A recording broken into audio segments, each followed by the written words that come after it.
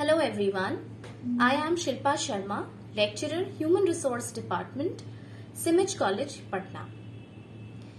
If you have followed my last video, I briefed about what is decision making.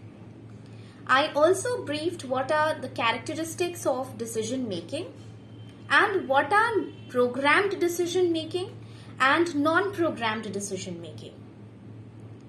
In this video, I will lay emphasis on group decision making, which is a very important feature in organization these days. Since you know that the organizations believe in teamwork today, so a lot of emphasis is given on group behavior in the organization. Group decision making is also something that stems out of this feature. Now, when do we exactly know whether an individual decision making will be better or a group decision making will be better? See, there are some considerations. For example, if we have been given the nature of problem, means there are broad guidelines defining the nature, individual decision making can be taken. But if there are no guidelines, if an expert opinion is needed, if brainstorming is needed, then we preferably go with group decision making. Second is time. Group decision making is something which is time consuming. Obviously, there will be a clash of opinion, there will be opinions put forward, and then those opinions will be considered, and then there would be some amendments to it. All these process takes or consumes a lot of time.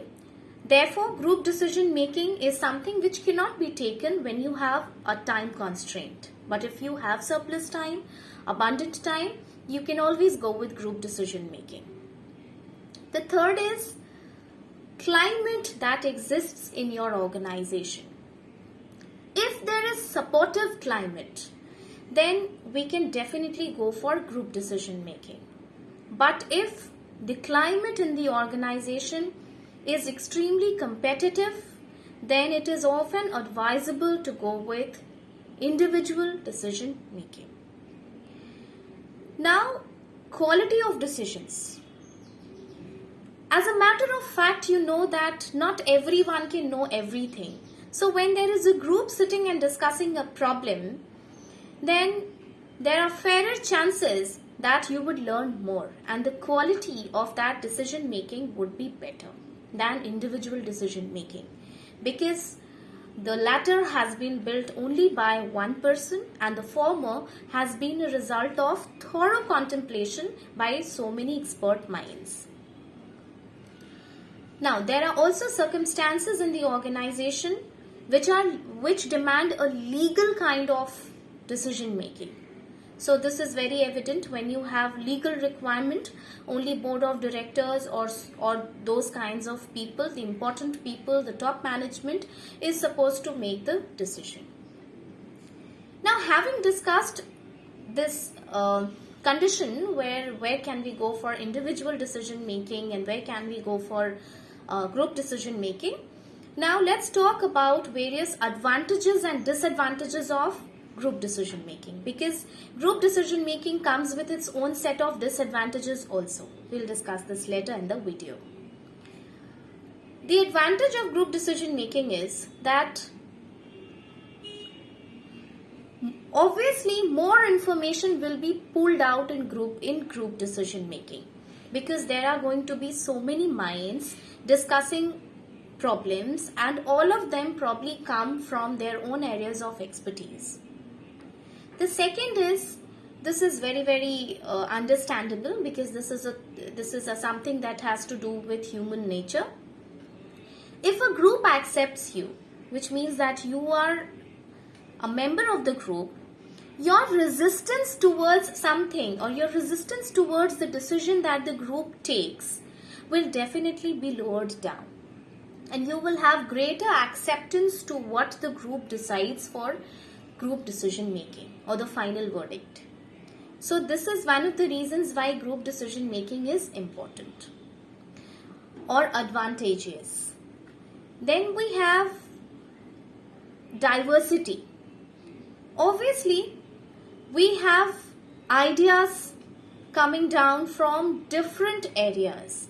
People, maybe sometimes in group decision making, there are managers from various departments. So what they do is, whenever a decision is to be taken for an organization, they dovetail different aspects of that decision into one, how it's going to affect the entire organization.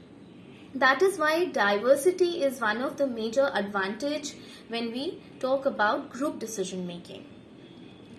But if we focus some light on what are the disadvantages of group decision making, we see that one, there is a complete lack of onus. When you're making an individual decision, you completely bear the onus of it. But the responsibility lies divided, and sometimes you cannot give this responsibility to even the entire group when there is a question of accountability. Then there are fairer chances that one or the other person in the group might impose his or her individual domination, maybe out of the position that he or she holds in the organization, or maybe the past work that he or she has done in the organization. This becomes a major barrier.